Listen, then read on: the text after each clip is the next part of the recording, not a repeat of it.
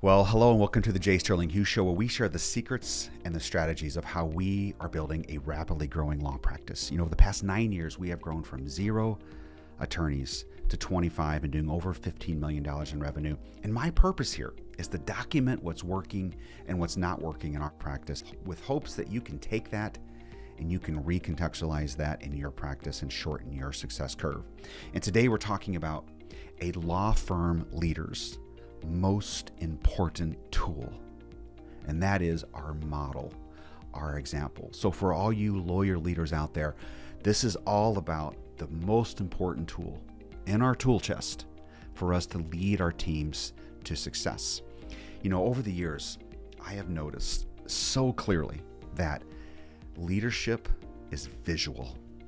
We can say and we can do all we want, but at the end of the day, it's visual. Our team will do what we do, and they'll nod and smile at what we say to do.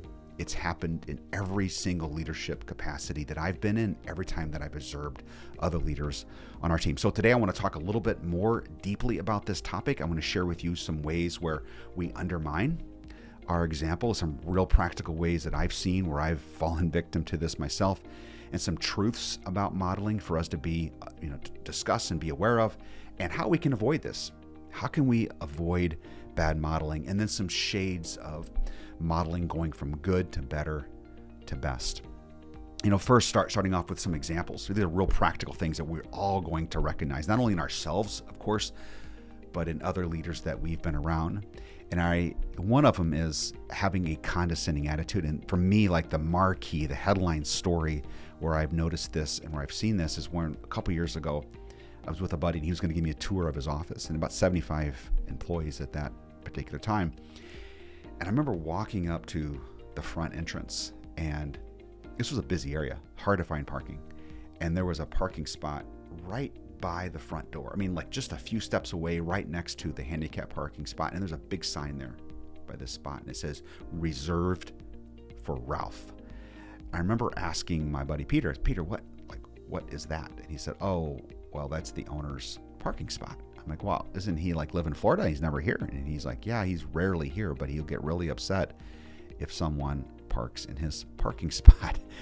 And I remember thinking, boy, what a reminder on a daily basis for teammates and employees walking up and seeing that sign that says, I'm better than you. And as I toured that facility that day, I remember talking with a lot of the different employees that worked there, and I got a clear sense of this us and them mentality that they had with their leaders on their team. And I can't help but wonder how much of that came from that modeling at the very top that was daily reinforced to people walking in to that office as I'm better than you. And there are so many ways that this can show up other than a parking spot in a firm. And we have to be on guard for those ways that send that subtle message that I'm up here, I'm the title leader, I'm the owner, whatever the case is, and I'm better than you. That is a corrosive attitude that starts at the top with our modeling. Another thing that I've seen where I've undermined my own leadership has been in the area of being critical of other teammates, of gossiping about others, or at the very minimum, hearing people gossip and talk about another teammate and not stepping in to stop it. That sends a message not only to those, obviously for that poor teammate that you're allowing other folks to talk about, but it's sending a message to them that you will allow that about them, because they know that if you're going to gossip or allow gossip about them, you're going to do it behind their back too. Or about other people, you're going to do it behind their back. So we get how that goes, and that shows up in our leadership sometimes. Another area where I've seen models and examples undermine has been showing off. Of course, having a big ego and doing things that are consistent with, look at my big ego, look how great I am, bragging about yourself, that sort of thing, of being sarcastic about others, about the company, about the direction, about the goals, anything to do with the unity of the team, being sarcastic and negative around that. We can't do that as leaders in any way, shape, or form. And we can't allow others to do that or around us, because we are modeling, we are showing them how to behave and how to act. And we engage in any of that stuff and things that, of course, I haven't mentioned here, that we all know what they are, that just undermines and builds negativity in our leadership and subtracts from our influence with our team. Some truths that I've seen show up around modeling, and that is the higher we go in leadership, the more responsibility that a leader takes on, the fewer privileges and options that they have on that team. It's the inverse of what entitlement mentality would seem to indicate. A young leader in particular, I've seen young leaders fall victim to this, that the more responsibility they take on, the more they feel this sense of, okay, now I can skirt the rules a little bit more. Now I'm entitled to not have to follow that process or to be late or unprepared for a meeting. It's the opposite of that. The higher we go in leadership, the fewer privileges and the less margin of error that we have in leadership. Another thing I've noticed around modeling is that when teammates start together, let's say there's a group of 5 people that start right about the same time together in a firm, and they're peers, right? And one of them over time shows that she's got effectiveness in her leadership, she's got influence with the other team, and so she takes on a management role or a leadership role in some way. Young leaders in particular want to hang on, or immature leaders want to hang on to those social relationships. They want them to stay the same. They don't want them to change.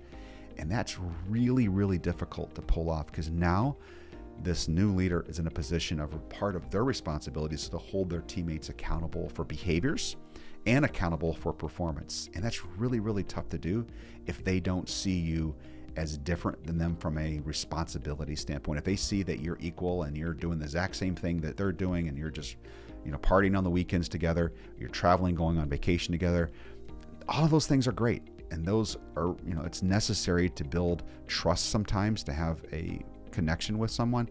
But if that's hampering your ability to hold teammates accountable, that's really, really tough to pull off.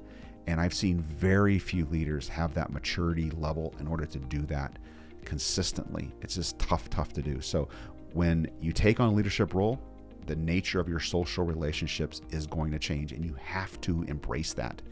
And that shows up in how you model. It's just something that is part of the leadership challenge. And if you accept responsibility, you have to accept that change as well. There's got to be some sort of distance there, so that gives you space to then hold them accountable for behaviors and accountable for performance. So what are some real practical ways that we can avoid setting a bad model, especially whenever we screw up? So when we veer off, which we're all going to do, we're all going to engage in something along the way that's going to undermine our leadership, we have to own it, and own it loudly, and own it as quick as possible, even if it's embarrassing to us. So example being, you allow criticism to go on around the company goals or other leaders or other teammates in the company, immediately talk about that to that group. Hey, I shouldn't have done that. We can't be doing that. We're a team. We need to be unified. And I would go so far as to say, go to that person who was criticized and tell them, hey, look, I want you to know that I didn't stick up for you right away like I should have, and I'm sorry about that. Even if it creates drama, it's often the right thing to do, because you're going to win more respect for your modeling in the long run in doing that. Another thing is constantly be asking yourself, why am I doing this? Am I doing it to get attention? Am I doing it to make people like me, to make teammates happy? Why am I doing this? That all goes to support our model, is asking that question candidly and honestly to ourselves. Why am I doing this? Another thing is sharing often about your weaknesses. That's so critical with connection with teammates, letting them see that you're real, you're not above them, you screw up just like they screw up. So sharing stories, talking candidly about the things that you're not good at.